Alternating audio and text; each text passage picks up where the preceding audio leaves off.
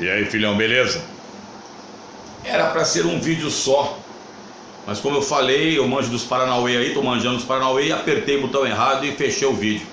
Então nós vamos dividir em dois vídeos: conflitos da África, áreas de tensão da África 1, áreas de tensão da África 2.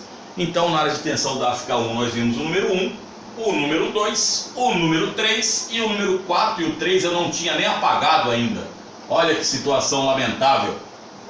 E agora vamos para a área 5 e 6. A 5 e 6 é a Nigéria. Nigéria, lembrando a vocês que aqui foram dois conflitos. A área, o número 5, acontece na década de 1960 entre Ibos, que é uma minoria da Nigéria, versus nigerianos. Lembrando que a Nigéria aqui nessa região do delta do Níger, aqui é a região do delta do Níger. Já falamos isso em um vídeo. O delta, quando o rio termina em vários canais e riquíssimo em petróleo. Aqui nós tivemos então a região de Biafra, que foi uma guerra, na realidade, essa guerra ela foi uma guerra indireta entre duas empresas, a Elf francesa versus a British Petroleum inglesa. Na realidade morreram pessoas de fome, tanto é que tem até um cantor chamado Biafra que levou esse nome pela magreza que ele tinha quando pequeno, justamente ligado à área de subnutrição de Biafra, tá ok? E aí no final, como eu sempre falo, os gigantes ali acabaram tomando café enquanto várias pessoas morreram pela situação do conflito e também de fome. Existe um filme do Bruce Willis chamado Lágrimas de Sol, Tears of Sun, filme interessante que pelo menos faz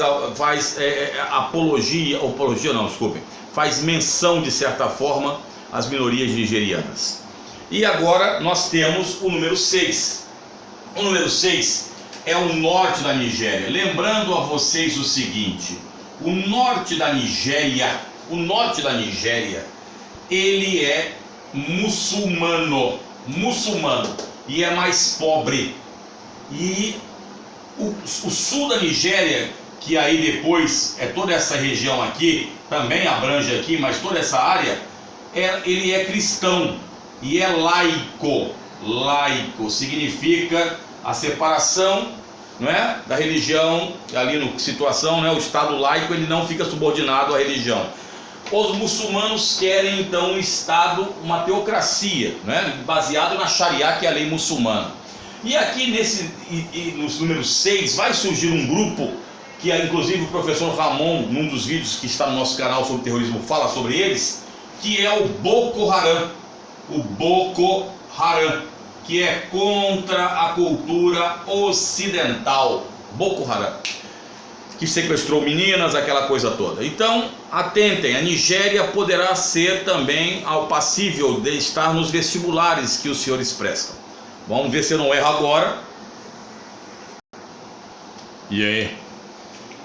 Vamos aqui à área 8 e 9, onde eu tinha o maior país da África, o Sudão. O Sudão sempre foi uma área considerada de instabilidade política muito grande. Esta região 8 é chamada de Darfur.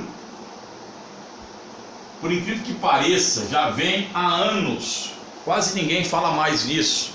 No comecinho do século 21 começou esse conflito de Darfur, né? Os camponeses daqui reclamavam do governo central sudanês que havia uma discriminação muito grande em relação a esta área aqui, e começaram a fazer ataques, né? Começam os ataques ao governo central, que tem a seu favor uma milícia chamada os Janjaweed ou Janjaweed, que vão realmente, só para você ter noção, o massacre vai ser tão brutal que mais ou menos 300 mil pessoas morreram nessa guerra insana. E mais de 2,5 milhões refugiaram-se num país também paupérrimo, que está a oeste do Sudão, que é o Chad. Tá? Chad, que é um país que praticamente nós não escutamos na imprensa, né, falar do Chad, até que comecem crises naquele país. mas é um dos países que pertence à orla do cinturão de pobreza africana. E o Sudão do Sul foi o último. Aqui houve uma independência do Sudão do Sul. Claro que chegaram-se a um acordo também. Então havia minorias aqui, e em 2011 o Sudão do Sul transformou-se no último país independente da África. Só para você ter noção, 75% das reservas do antigo Sudão de petróleo pertence ao Sudão do Sul, não é? Que depende do Sudão com seus oleodutos para escoar esse petróleo, e que tem hoje com apoio à China. Então aquilo ali também, o Sudão não deixa de ser um grande barril de pólvora dentro da África. Então atentem bem, porque a crise de Darfur, ela não está sanada, ainda continua. Você sabe que você tem um órgão na ONU chamado Acnur, que é o órgão responsável pelos refugiados, não é? E a África, nós temos uma coisa interessante dos países africanos. Atentem bem, países que são muito pobres, mas que têm um grande número de refugiados, quer dizer, imigrantes chamados de refugiados. E aí você tem grandes campos ali da ONU, né? E aí você conta também com a participação da Cruz Vermelha, da Crescente Vermelha, das ONGs chamadas Médicos Sem Fronteiras, tudo isso para auxiliar esses refugiados. Então o Sudão também é esse país aqui que também tem problemas com o Egito, principalmente na questão hídrica. O aquífero Danúbio, se não me falha a memória, abrange grande parte do Sudão, e Sudão e Egito têm acordos militares, inclusive, de defesa das águas do Nilo contra países do Oriente Médio, e países africanos. Por quê? Porque já falamos que existe dentro da geopolítica a chamada hidrogeopolítica, que é a disputa de água, e que muitas guerras do século XXI e, quiçá, século XXII serão pela posse das águas. E o rio Nilo é uma artéria fluvial importantíssima que passa pelo Sudão. Lembrando a vocês que na capital Khartoum, capital do Sudão, o Nilo Branco e o Nilo Azul, eles unem-se formando o Nilo propriamente dito, que desaguará em delta no norte da África, ali com Cairo e depois Alexandria, já no Mediterrâneo. Mais um pouquinho para a gente apagar aqui, para podermos falar da Somália e outras situações. Somália. Se você foi torcedor do Botafogo, do América Mineiro, ouviu falar muito de um atacante cujo nome era Somália, um indivíduo longilíneo com mais ou menos 1,90 m magro. Por que isso? Você não vai lembrar, claro, mas na década de 70, a Etiópia era um dos cinturões de fome que nós tínhamos aqui dentro da África, 70 e 80. Aí depois esse título foi dado à Somália, que vem em guerra civil. Ele vem em guerra civil, guerra intestina, desde 1991. Por isso o filme Falcão Negro em Perigo, que eu falei no começo do vídeo passado, para vocês assistirem. Então o que acontece? A Somália, ela está numa região que é chamada de Chifre da África.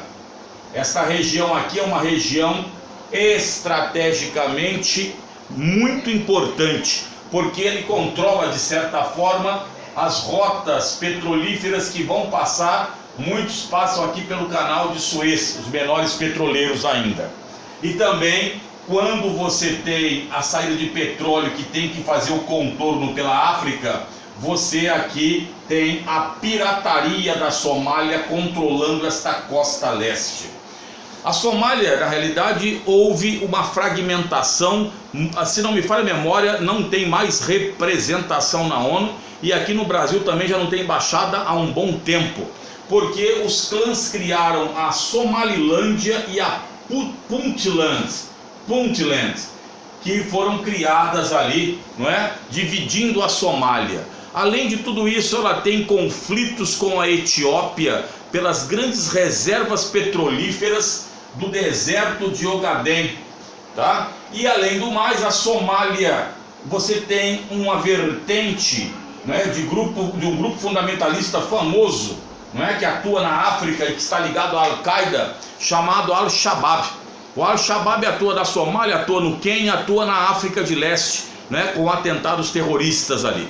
Então, atentem que poderá cair numa prova, né, a Somália, que fica ali no chifre da África. Vamos dar de novo aquela situação de parar, né, que eu fiz o 8 e 9 primeiro.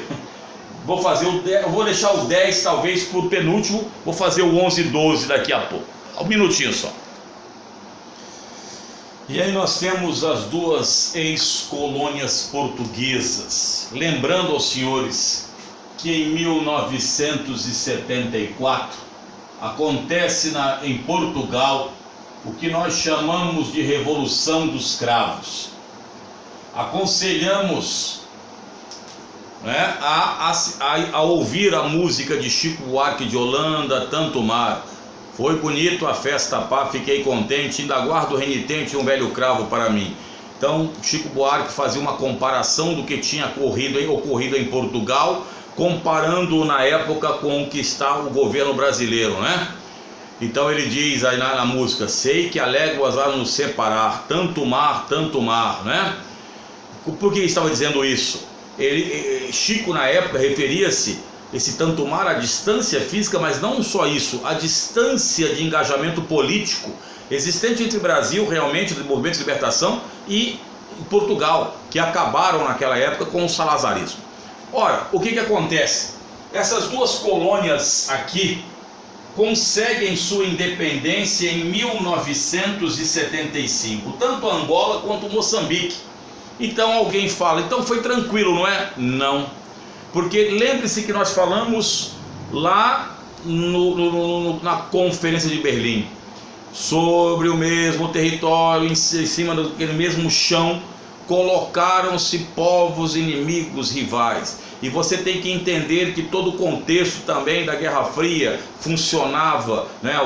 Os indivíduos que eram socialistas, e mesmo entre os socialistas haviam diferenças. Não é? Quando você chega no socialismo, você tem diferença entre o trotskismo, por exemplo, e o stalinismo, não é? O stalinismo seria a revolução em um só país, o trotskismo a revolução para ela se espalhando pelo mundo. Uma coisa que eu acabei esquecendo de falar anteriormente: nesses movimentos que tinham cunho socialista, como na República Democrática do Congo, Angola, Moçambique e outros países da África, que ele até gerou o socialismo africano, não é? Que é um tipo de socialismo que depois um dia talvez eu discuta essa situação. Quer dizer, na realidade o socialismo africano é uma base socialista, mas com os velhos problemas estruturais da África que foram mantidos. Cuba enviou grandes contingentes para treinamento, né, de combate nesses lugares, tá? Então lembrando a vocês. E aí, Angola e Moçambique. Angola fica uma disputa entre o MPLA, a UNITA, né, e FNLA, Movimento pela Libertação da Angola. Essa guerra de Angola dura quase 20 anos, mais ou menos, mais de 20 anos, né? Mais de 20 anos ela vai durar, essa guerra depois interna de Angola, mais ou menos isso aí. Não sei se vocês lembram a princesa Diane, que era casada com o príncipe Charles na época. Ela fez muitas, ela solicitava muito, né, a população mundial ali, os olhos para Angola. Angola, não sei ainda, mas era o país que tinha o maior número de minas. Quando eu falo as minas que eram enterradas, não é, por causa desses movimentos, que acabavam, né, matando muita gente depois de anos, né? Angola e Moçambique tornaram-se países socialistas, ambos, tá? Angola e Moçambique tornaram-se socialistas. Angola e Moçambique também, isso é importante. O Brasil, no governo Lula, começou uma aproximação cada vez maior pela relação Sul-Sul. Então ele começa uma relação cada vez maior com Angola e Moçambique, enviando técnicos, enviando médicos. Nós temos aí programas de conscientização da AIDS ali naqueles países. Então, e Angola e Moçambique então ficaram mais próximos ao Brasil. E Angola é riquíssima em petróleo. Então, só lembrando que também esses dois países aqui poderão está nas suas provas aqui. Em Moçambique nós tínhamos a Frelimo, Frente para a Libertação de Moçambique, como um dos principais, né, órgãos ali daquele país. Vamos agora a número 10, vamos dar um tempinho aí, 10. Se estivéssemos na década de 1990, provavelmente eu falasse para vocês, Ruanda vai cair. Vamos voltar no tempo. Lembra-se quando eu falei num vídeo anterior sobre Leopoldo II na Bélgica? Lembra-se que eu falei que aquela região do Congo ficou sob o domínio belga, Ruanda e Burundi também. E você sabe quando, só para ter noção, quando os europeus foram para a África, eles criaram mecanismos para criar as elites africanas que iriam estudar na Europa. Então eles ali viam determinadas situações, pegavam determinados povos e faziam esse indivíduo ser elite para estudar na Europa, trazendo as ideias europeias para a África. E em Ruanda haviam duas etnias, os Hutus, que eram mais ou menos 75% a 80%, e os Tutsis, que eram mais ou menos 25%. Ora, como fazer? Primeiro foi escolhido os Tutsis para serem a elite. Então os Tutsis acabaram ficando sendo a elite de Ruanda. E a pergunta por quê? Pelas feições. Os Tutsis geralmente eram mais altos, as feições mais aquilinas, ou seja, o nariz não era achatado, era mais aquilino. Para os europeus era um padrão, entre aspas, europeizado. Os Hutus eram mais baixos, mais fortes, mais troncudos, nariz achatado. Então os europeus elegem, de certa forma, os Tutsis a serem, estou resumindo tudo isso, a serem a elite que estudaria na Europa. Mas como fazer isso? Aí criaram uma coisa fantástica chamada uma norma que uma criança só poderia entrar na primeira série se tivesse determinada altura. Então aos 7 anos. Então imagine que aos 7 anos de idade os Tutsis atingissem esta altura. Só que esta altura só era atingida por um Hutu quando ele atingia 10, 11 anos. Então os Hutus foram alijados quase todo do processo. E os Tutsis fizeram então a elite, tá? Até que, se não me falha a memória, na década de 1960 acontece algo chamado Revolta das Pernas. O que foi isso? A coisa é bem simples. A coisa é bem simples. O problema é a altura? É. Então nós vamos fazer o quê? Vamos cortar a perna dos Tutsis. E os Hutus começaram um massacre, até que a Bélgica entra na jogada, tal, é feito um acordo, e aí vai ser feito um governo rotatório. O que é isso? Suponha, cada 4 anos um Tutsi, cada 4 anos um Hutu, e assim foi sucessivamente. Só que a elite política era Tutsi. O que acontece? Em 1994, o presidente de Ruanda era um Hutu. E ele morreu, se não me falha a memória, num acidente aéreo. E aí, quem manda matar o presidente é um próprio general Hutu, que queria, né, fazer a tomada de poder e tirar a elite dos Tutsis. E aí, meu filho, os Tutsis ficaram amarrados. E os Hutus então disseram, a culpa foi dos Tutsis. E nós tivemos um dos maiores morticínios dentro da África Central. Se não me falha a memória, 1 milhão de mortos. Lembrando a vocês que a coisa foi tão grave que há algumas cenas que são dantescas, que remetem ao inferno de Dante. Quando Tutsis muitas vezes saíam em busca de auxílio, iam nas igrejas e batiam nas portas, e o padre e as madres o atendiam e colocavam os Tutsis lá dentro. Só que os padres e madres eram Hutus. E aí depois chamavam o exército Hutu e acontecia um massacre com o quê? Facões. Campos de futebol foram feitos para extermínio com facões. Exemplo, a mulher era uma Hutu, o marido era um Tutsi, por exemplo. Então chegava o exército Hutu, queria o marido. Aí a mulher falava, não, ele não está aqui. Aí eles iam matar os filhos. O que acontecia? O marido saía e era morto muitas vezes na frente da família. E isso aí gerou um embate muito grande, porque depois a elite Tutsi também revidou em cima dos Hutus, porque eles tinham mais condições financeiras. Aí isso se propagou a Burundi e depois foi feito novamente um acordo de paz nessa guerra civil ruandense, né? Lembrando a vocês que ali é um barril de pólvora muito grande. Então atentem para Ruanda, um pequeno país da África ali, central praticamente, junto com o Burundi, mas que é um grande barril de pólvora. E vamos terminar daqui a pouco com o último país. E aí, filhão?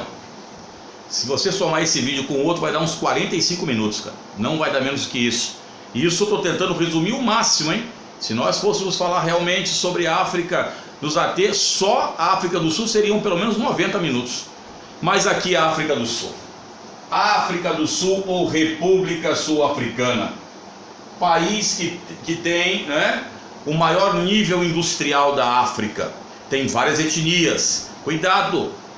Negro e branco, não é bem assim. Os negros têm várias etnias, ok? Cuidado com isso. Tem os Zulus, tem os Xhossas, os Incatas, os Bosquinos, os Pigmeus e outros ali, né? Próximos ali. Então, cuidado. Aqui é uma região importantíssima porque controla rotas navais. Você deve lembrar nas aulas de história do famoso Cabo das Tormentas, né? Onde os portugueses depois virou o Cabo da Boa Esperança. A África do Sul, na realidade, e aqui eu vou ficar pouquíssimo tempo, porque depois um dia lançaremos um vídeo contando a África do Sul, Mandela, que tem no nosso canal, Nelson Mandela e o Apartheid. A África do Sul viveu sob um regime segregacionista oficial, chamado Apartheid ou Apartheid, que é a segregação.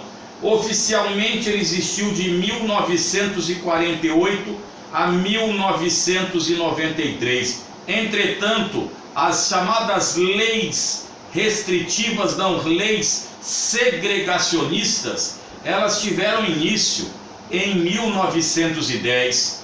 Por exemplo, a lei do passe, onde você era obrigado a mostrar, se você fosse negro ou mestiço, obrigado a mostrar para uma pessoa branca o seu passe para o livre andar, a lei de locais, a lei da proibição de casamentos interraciais, a lei do funcionalismo público, a lei da hereditariedade, que os negros não tinham hereditariedade. No caso dos funcionários públicos, nenhum branco poderia ser comandado por um negro. Na polícia, os negros só comandavam negros, não comandavam brancos.